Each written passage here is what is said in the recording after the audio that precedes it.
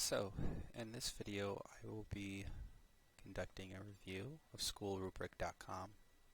It's going to be a relatively short review, or at least I'll try to keep it as short as I can. I'll be covering a lot of the initial things that jump out at me and, just going through the site and taking my first impressions at it. I had a smaller version of this video that I was going to upload, but after digging a bit deeper, I found more things that were worth mentioning, so I'm re-recording this video. But let's get started. So I've mapped out quite a few things to talk about with this project, and all these things I'll be starting at the top and working my way down, going over each individual point. But let's start at the top here. Schoolrubric.com. What are the keyword/business goals for this business? So the first question I ask myself is, who is the target audience?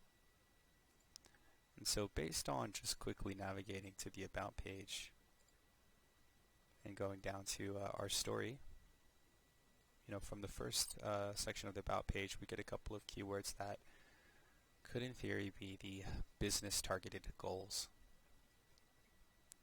International schools, which I have a list: international schools, education sector, international education, international school directory. These are just some of the keywords that we might want to be taking a look at to see kind of where we place. Of course, there could be more keywords, and naturally with a site of this size, we'd want to have a map out of all of these, but starting with these, we would say that these are around center focus, and anything close enough to it is somewhat of a target as well. So the first question we ask ourselves is, if this is the target audience, which keywords are actually being pursued through the content? So we check under the sub-article sections, like education news, school news, perspectives, podcast, and travel, probably not related at all to our targets. And then we see a lot of posts that are school oriented, so we see relevance there. It's not completely unrelated to our targets, but as we jump into these individual articles and we look a bit deeper, we wonder how the title tags are being written in a way to really hone in on the targeted audience. We wonder if the paragraph structures that are being mentioned, if the H2s and the H3s are being structured around our targeted audience. Those are the things that we look for when we're looking at just the text, just the text on the site. So those are some of the questions we're going to be asking ourselves in terms of whether or not this is going in the right direction. Some of the other things we ask ourselves is, do these keywords actually create revenue? What are these keywords worth? And how long has the website been up? So most of these questions I can't answer without doing quite a bit of in-depth research. But one of these I can, which is how long has the website up? And based on Wayback Machine and a quick who is check, which I had open but I closed it. Based on those things, the who is shows that the domain was registered in late 2018, but first index here from Wayback Machine was 2020. So I would suspect that within the last year, content has been published on this site. So it started gaining topical relevance within the last 12 months, give or take, around that figure. Could be a little bit longer based on the Wayback Machine's results here. So let's say 12 months the site's been up. And if the targeted keywords are centering around international schools, international school directory, and education, then we should start to see that unfold in the text as we jump through the home page and subsequent other pages.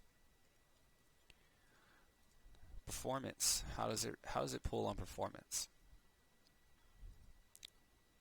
So the first things first, we go to GTmetrix to run a test. We see that the site is loading in 14.5 seconds, which is above the average A quick Google search on average load time for websites will hang around 2 to 3 seconds. Google is making this more of a priority now than ever before, so this is something that is an issue. The other issues that I notice is that there's too many requests for a site of this magnitude. I don't see the reason for having so many requests for a website that's for the most part informational with some functionality. The page size could be smaller, could be much smaller, especially for the home page. The scores aside, which tell a story, these scores are really fluff, but they do tell a story of some of the issues that we see here. Images not being optimized, the browser cache not being properly configured, too many redirects as we see, too much JavaScript on page really. It's not minified. And resources being served from the same URL. Things that could be fixed and updated to increase the performance scores of the website. So, that's currently the state of the performance. A PageSpeed Insight test shows that the scores are extremely poor here in mobile and desktop. Things like that are what's going to affect engagement, overall success of the brand. They affect a lot of things. They affect time is the biggest thing. Is that not having these things resolved from day one just eats away at the time that it takes to become successful. But moving out of performance, let's talk about some site-wide issues that I noticed. And this kind of stems from questions asked in the first piece of content, but target audience not being defined kind of creates a site-wide issue. Because topical relevance is so important for Google to be able to say, which I mentioned here, Google doesn't know what this site is about. For Google to be able to not pinpoint exactly what schoolrubric.com is about is an issue. And that affects the entire site. So topical relevance, the content that's defined, it's important to map out before building the website. And I'll get into where I see these issues as I get down this list. The content cluster is missing, or at least it's not defined. And as we jump into these subdirectories, that's what we see. That these main top titles here in the header navigation are not actually content clusters. Whether they're commercial and informational, we should see that these links up here lead down into siloed sets of information that lead readers or even investors or anyone interested in the brand into any capacity. It should lead them to convincing them to either stick around or to purchase services. And that's what we're missing here. When we see publications as the top title tag, as a top keyword tag, and as we go down we see keywords like travel or podcasts or perspectives. And then just for publications to hold different types of news, I would also say that's an issue there. But just analyzing these top titles, we don't see content clusters defined here. This also brings up questions about interlinking issues. How are all of these pages interlinked? Are they interlinked at all? I would suspect, based on my analysis by diving through this site a couple of times, that I actually didn't see any interlinking happening whatsoever. Which means that link equity is not being passed from page to page. Title tags and meta tags are not defined.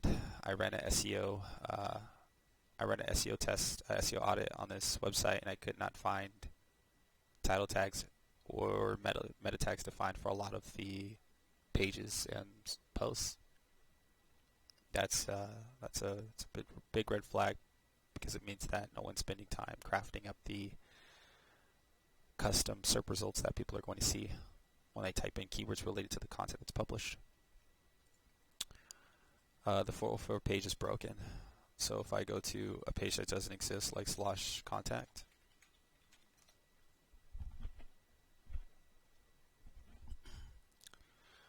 can see that this page is actually broken. So this page should not look like this. And we know it shouldn't look like this at the very least, because if we type in an actual search,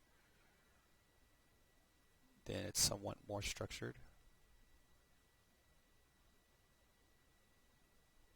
Which even this is a bit bare. Google Analytics doesn't seem to be connected to the site, though it does seem to have Google Search Console. Without Google Analytics, you can't measure engagement. So that's a problem. That needs to be hooked up to the site as soon as possible. Moving on to the header. So one of the things I noticed about the header is that what type of style header is this? Are we going to be focusing on a business style header or maybe a blog style header? A blog style header would have links like content category 1, content category 2, content category 3, whether that's schools, education, and teachers, for example. Or if it was a business style, we'll be focusing on the features of the site, the services of the business, maybe the directory. These are some of the top links we would expect to see here on the header. The form is something that should actually be removed from the site entirely, simply because it doesn't serve a purpose either way. Whether you go completely informational, I could see it being somewhat necessary if you go completely informational, but because there's not enough engagement on the site to begin with, a form just really doesn't belong at the top of the site where other links could be prominently displayed and give you more engagement. Also the resource links, like About Us, and how it has drop downs to Our Team, Work With Us, and especially Work With Us, a volunteering resource. These types of links belong in the footer, not the header, because they're links that someone naturally doesn't actually look for when they're visiting the site. And especially people returning to the site, they're not going to be looking at the About page over and over. They'll be looking for services or content categories for returning visitors. The home page, let's go back to the home page and jump to that. These are the things that I noticed about the home page. The page layout isn't strategic, and it doesn't flow well with the brand. So there's a couple of ways you could do a home page, but one of the ways that I like to see is that the sections of the home page tell a story of the top links, and that's not what we see here. We actually don't see too many sections of prominence on the home page. What's your school story, latest articles, school directory, and a newsfeed. And this doesn't quite connect to the top links we see here. And even if you weren't to take that approach and match it across the top links, we could, in theory, spend the majority of the home page just talking about school rubric. And I don't think that is what's happening here. Those are just some thoughts. On the home page, low-res images is something I see commonly across the site, but specifically on the home page, a lot of these images do not give a high resolution impression. A lot of them feel blurry. Something I noticed. Even like background images like that, you can't really make out what's happening here. If you look really closely right there, it's very pixelated and blown out of proportions in the background there. Images are cropped at odd sizes. This is a strange crop. That's not right. And for images like these where it might have been sized proportionately for this row, thanks to the theme or maybe whoever uploaded it. But it is seeming like it's cutting off things that should not be cut off. Oops, go back. And that's something that I noticed as well. The crops are Doesn't seem like they cover everything that they're supposed to cover. Like this, it feels like there's more to this picture. And it feels like there's more to this picture that's being cut off. And especially this picture. Those are some of the things I noticed. Also, not that I wrote this down, but this pink highlight behind the text, colors like that, they're not part of the brand's color palette. You can actually pull the color palette from the logo and use that as a way to map out the rest of the content sections, but pink doesn't actually fit there. Text blocks oddly shaped. So these text blocks right here are all different character lengths. It's an issue. The counter style template section. This right here is a very, very common template section. When people see this, or at least for experienced web developers, when they see stuff like this, it makes you wonder whether or not the theme was uploaded and not customized for the brand. When you see stuff like this, because it's a template section that appears on almost every multi-site agency template that I've ever seen. It's one of the hallmarks. The latest articles are above the directory search. The content of the site should not be displayed above the utility of the site. Something I noticed. Single post images are not clickable, so these are not actually clickable if you click on these images. Most people are going to click on the image.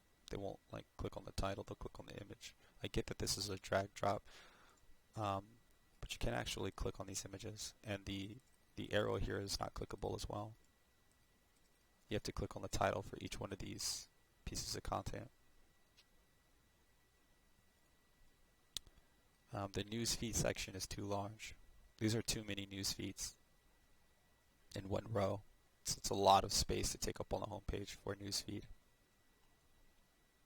These could be better used in different ways throughout the site, but not for its own, ginormous row. So let's jump into a single post and just take a look at the single post content, because I had some things to say about these. So first things I noticed is that the H1s are missing. That's crucial to every page, that it has a defined H1. These are actually H2s. And I worry that that is site-wide, so that would be a site-wide issue, could be related to the theme. The images are not titled properly. So if you open up the images and you check the titles, this one says tech tools to try, but if you open up the next image, it says tech tools to try -1. That's an issue I noticed. The images should be named after their following their H1s and H2s, which brings up another issue. The paragraphs are too long. There should be a set character length on paragraph structures so that you could properly name these images with with H2s and following H3s. So that partnering up with Padlet, this image should be named partnering up with Padlet, but it's not, and things like that create issues. The images that are being uploaded to these posts are low resolution, and I would wonder about the extensions for a majority of these images, whether or not the extension matches the image type. The content keywords are not relevant to the target audience. There's a nifty little feature right here on the sidebar here that identifies the article's keywords for me, and none of these keywords actually match target keywords or conversion keywords or anything related to what the business might be targeting. Another thing that I'm noticing that I actually didn't write down is that the sidebar is incomplete. This is not an actual sidebar. It looks like there might or should be advertisement here, but there simply isn't. So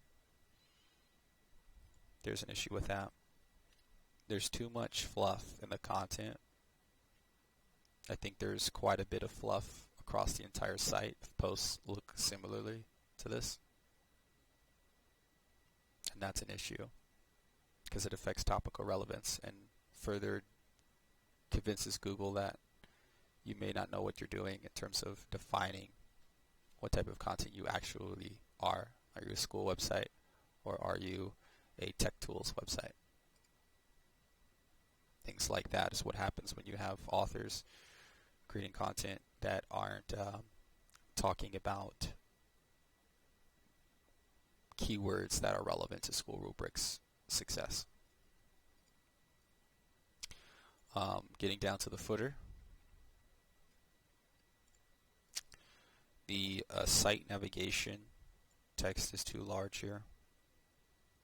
I'm not sure if this is supposed to be a header to wrap all headers, but normally each row of links has its own individual header.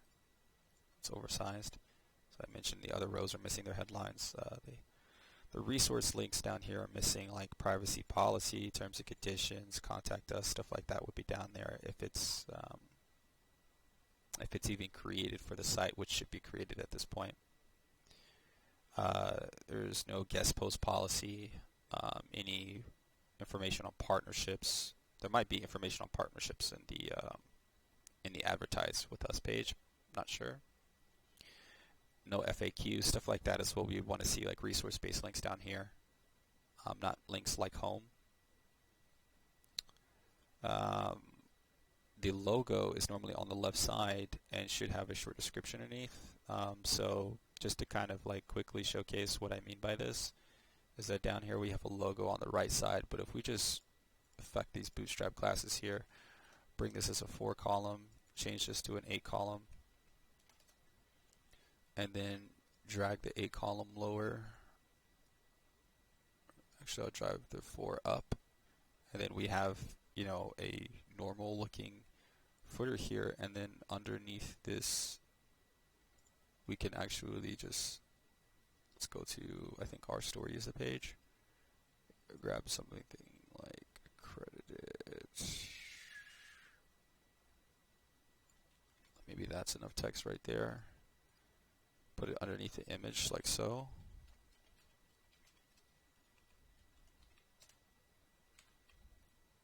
And so that's how we would do like a better looking footer in just a couple of seconds. That way you can, fit a bunch of, like keyword specific content in here that speaks about the brand, and then lay out the rest of the subsections appropriately. But that's just something I noticed that I would do off bat, just to increase more relevancy for the home page. So we went over the restructuring the footer, and that pretty much covers my experiences just navigating through the site, some of the things that I noticed. And if we jump over to Ahrefs, we start to see some other information that I didn't quite write down. It's just some quick notes. There is quite a few backlinks indexed on this site, which is good, but it's expected when you're publishing content that is user generated from many different types of users, and probably very authentic content, but not keyword specific targeted content. So I would expect a lot of backlinks, especially for a site this old, publishing informational content in the education sector. I think that's a natural given for that to happen. The amount of backlinks that are spam related, I can't say with 100% certainty, but I did take maybe a few minutes taking a look at the backlinks, and I did notice a few quality backlinks that looked like they were legitimate. So that's good. The referring domains, we got a healthy amount of different domains here. Organic keywords, I'm sure the Google Search Console will display more organic keywords ranking. Ahrefs is never 100% accurate, but for a site to have been up, from what I can surmise, is 12 months or more, ranging about. This is not too shocking, especially with the volume of content that's been published on the site. Unfortunately, although these metrics look great, and even as we look at these metrics here in the organic search, we see a rise. The problems arise when we start to dig in deeper into what actually these content keywords, these organic keywords actually are. And so if we sort by position and just quickly glance through some of these top positioning keywords, because after 12 months, if you put into a keyword plan, you should start to see some results. As we start to break down these are all like very brand centric, so let me exclude anything that's brand centric. Let's remove URLs. So I don't want to see anything related to the brand. Actually, we don't even need to use school. We could just put Rubric there. And so, some of these top positions, which are probably not currently ranking because these updates are sometimes from last week or earlier in the month, we start to see relevance that doesn't help the business grow. I'm going to exclude another keyword there. But going down this list, we don't actually get any performing keywords out of this. As you start to look, you start to wonder, do these keywords actually generate revenue for the business? Or are they harming the business? And where is this content coming from? Those are the type of things that I see that let me know that, one, there wasn't a target audience defined in the content. Because had there been, that these keywords would be more concise. It would be things such as international schools or education type keywords. Variants of these primary keywords would be what we would want to see in the organic keyword list. So although traffic is building and although engagement is building, it's too little and it's in the wrong category of interest. So Google is looking at the website and ranking it for keywords that are unrelated. And that is something that can that's something that can add years to the wait time of growing a business. So that has to be corrected as soon as possible. And so that's what I noticed under the organic keywords. And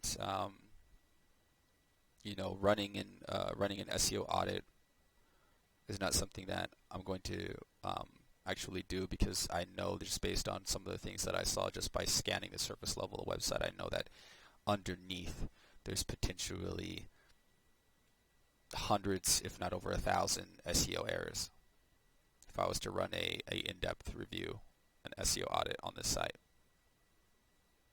But those are my initial impressions. I do believe that this is fixable with the right amount of work and the right amount of time. It's fixable to push this project in the right direction to get it targeting the keywords that are of interest, that actually pull in conversions or pull in a recurring audience. Whatever the goals are for the business, those need to be defined. And whether that's targeting international schools or education sector type keywords, that's something that would have to be verified, whether or not it's worth to even target these keywords, because there might be other keywords that are still relevant to the business but don't fall under such obvious broad terminologies. So that's my impressions. That's my review of School Rubric. Those are my thoughts. Feel free to comment below what your thoughts are, if you agree, if you disagree, and